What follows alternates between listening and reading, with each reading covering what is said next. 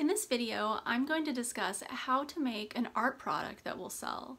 And the reason why I say art product and just not artwork is that I think artists need to start looking at their artwork like products more. This is one of the errors I think that artists often make, is they look at their artwork like this beautiful piece of self-expression, and it is, and it can create emotions in people that other things can. It can communicate things in ways that, well, that only art can. And so that's why art is beautiful, and that's why us artists, that's why we're passionate about making it, that's why we love to make art. But the thing is that that is not always synonymous with having a successful business. So what I would challenge you to do is to look at these things like there's one circle over here, right? This is where everything that you're passionate about is.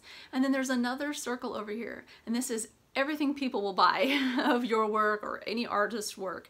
Okay, and so then you look at where they intersect. That's the sweet spot, where you make something that you love and you're passionate about, but you also make something that sells. And for me, I like to use examples out of my life as being a professional full-time artist. I love to make artwork of animals, and as it turns out, animal art sells. But in my journey of developing a product that sells, I didn't always paint animal art. I've painted all sorts of different things, and I've tried out, test marketed it, and you know, some things sell more than others. So how I figure out how to make something that I love making and that will also sell is that I test market my work. Now you can do this in several ways, but I think the best way is to test market your work in person. I know a lot of people who want to be only online sellers, and that's fine, but you can only get so far with this if you just sell online. Online, although it is growing for artists, and I mean, more and more people are buying art online, you can sell way more art if you can also sell it in person sometimes. And so you can start out by just doing a very small art fair or a local art event in your area, and taking some work, if you're not an established artist, taking work that you've made in lots of different genres, just seeing what customers say about it, see which ones they purchase, and see if there are certain things that will get them to purchase. Like, is there a price point that gets them to purchase more? Is there a particular style that gets them to purchase more? And all of these things are important. When you're test marketing, it's about trying lots of different stuff, as many iterations as possible, until you start to refine something that works. Within my own art career, an example with my animal art is that if I take my paintings, which I charge, like for this size, $375 for, if I take those to like a local art event, I probably won't sell any of them. But if I take $15 or $18 prints, I'll sell a lot of them. And so for me, price point, with my type of artwork, price point really does matter.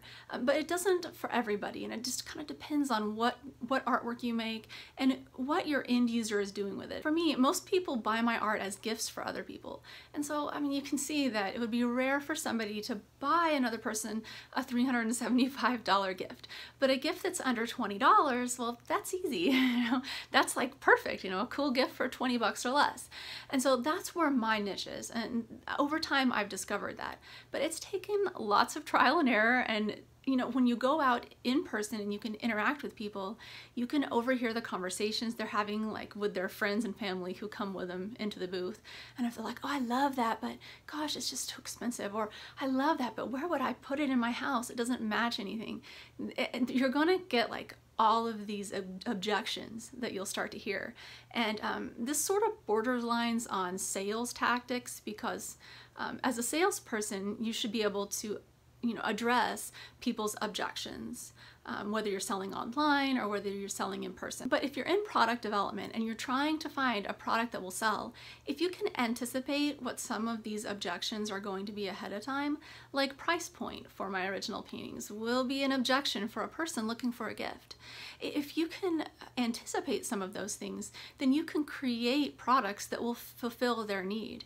Instead of, you know, one other option would be for me to discount my original paintings to be cheaper.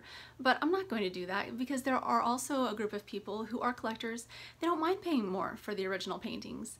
And my original paintings are already priced very affordably. I know lots of artists who charge like double or triple what I charge. So you have to know like when to drop your price, or when it might be a better fit for you to just create another product that will fulfill a need. artwork is kind of tricky because it doesn't always fulfill a need. It's hard sometimes as artists to try to figure out, well, I make wall art, how's that going to fulfill a need? Or I make sculptures, well, does a person really need a sculpture? You know, but I would say that they do, because like for art, I mean, if your walls of your house are totally blank, that's not going to be a good vibe. You know, you want good vibes in your home and you want to have a style. And some people buy art to keep up with the Joneses. Sometimes they do it for status, because art is also a luxury item, depending on what type of art you sell. So I think all in all, it's important to figure out where you fit, where your art fits, and then within the people who are buying your work, and then make a product that will be able to sell to those people. Whether you want to have a luxury good and you want to have $3,000 paintings that you're selling to people, or whether you're doing the gift market like I'm doing. I mean, either way you can make a really good living. But ultimately, whether you're selling more expensive work or more affordable work, it's all about getting into the psychology of your buyers and then making something that they will buy, but making something that you're also passionate about. Because if you're not passionate about it, then you're probably not going to stick with it, and the artwork might suffer as well. Well, I think I'm going to end this video here. I know there are a lot of things I could continue to discuss on this topic.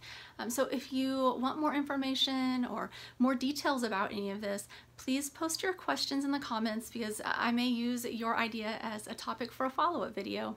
All right, well, thank you so much for watching. See you next time.